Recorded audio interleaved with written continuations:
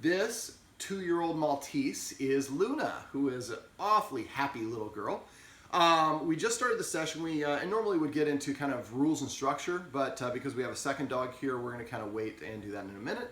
And I'm just going to focus on potty training basics with Luna here, because one of the main issues the guardian wants to work on is her accidents in the house.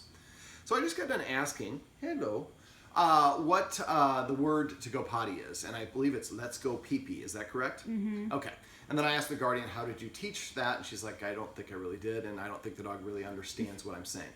Now, dogs key on the first sound that they hear. So when we're communicating or trying to train a dog, the best thing to do is use one word only. Want to go pee-pee is obviously multiple words.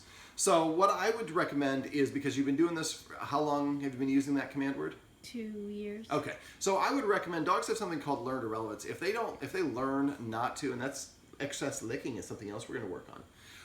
If a dog learns to ignore or hears a word enough and it doesn't hold any registration for them, they just start filtering it out. They don't listen for it anymore. So I'm going to recommend that we come up with a new command word. You can use any word you want. You can use, say, blue, X. I like to come up with fun command words because dogs can actually read a human facial expression. So for my puppy, his name is his word to go potty is business, which I think is kind of cute. So let's say we're going to use business for the purposes of this video. So what I would do is when you take your dog outside to potty, right as soon as the dog starts, or if you can recognize right before it starts, you're going to say the word business. And you're going to say it in a normal tone of voice. You're not going to say, oh, business! The inflection matters. And so if I say it too excitedly or use a different pitch that I normally don't use, when I say it as a command, the dog might not recognize it. So the first thing I'm going to do is say business as soon as it starts in a normal tone of voice.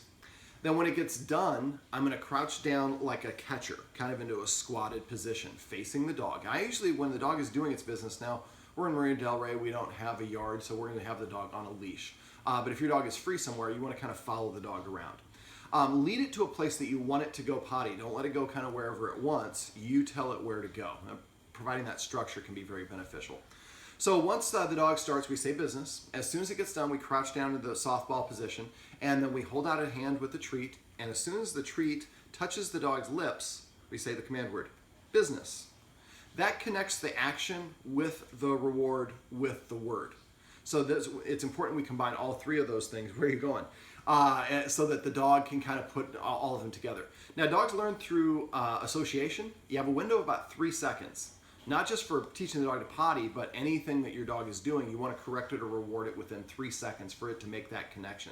But just because you're within 3 seconds doesn't mean it makes the connection. It needs to be consistent, enough repetitions. The dog says, every time I poop, I hear the word business, and then right after I get done, I get the tastiest treat I've ever had, and I hear business again. Once you've done it enough, you can say business to the dog, and then if the dog has to go, it goes, starts bouncing around, you know that that's a yes. If you say business and the dog looks at you and like yawns or just kind of looks up, it doesn't really get excited, you know that's not an indication they need to go. Now let's talk about the times that a dog is apt to go potty, to need to go. Right after waking up, after about 15 minutes after heavy playtime starts, and after eating, about 10 minutes typically after eating. So after those 3 times, activities, we want to make sure we put the dog in a position where it is outside.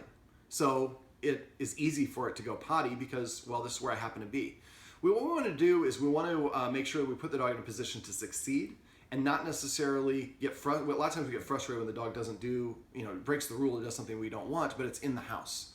And we didn't provide it an opportunity to go. If it just happens to be outside, we have a new roommate that moved in, and since she's come in, she's walking the dogs a lot, and the accidents have decreased, probably because she's outside more often when she feels the need to go, and it's coincidental she sees another dog that's going, which also is an indicator. So you have a couple of benefits. Have you ever rubbed her nose in it when she? Okay, good. The guardian looked at me with big eyes, which is the appropriate response. A lot of people, it's an old wives' tale, and if your dog has an accident and you come home an hour later and rub your dog's nose in it, they just think of you as like an abusive alcoholic father. I never know what mood my guardian's going to be in when they come in the door. So we don't want to do that. If we catch the dog having an accident, a lot of people will go over and scold the dog. Don't go potty. The way the dog hears that, what we mean to say is don't go potty in the house. The way the dog hears that is don't go potty. Dog's like, hey, I have to potty a couple times a day. You're irrational human. So instead of telling you, I'm going to go hide behind the couch and potty there rather than alerting you.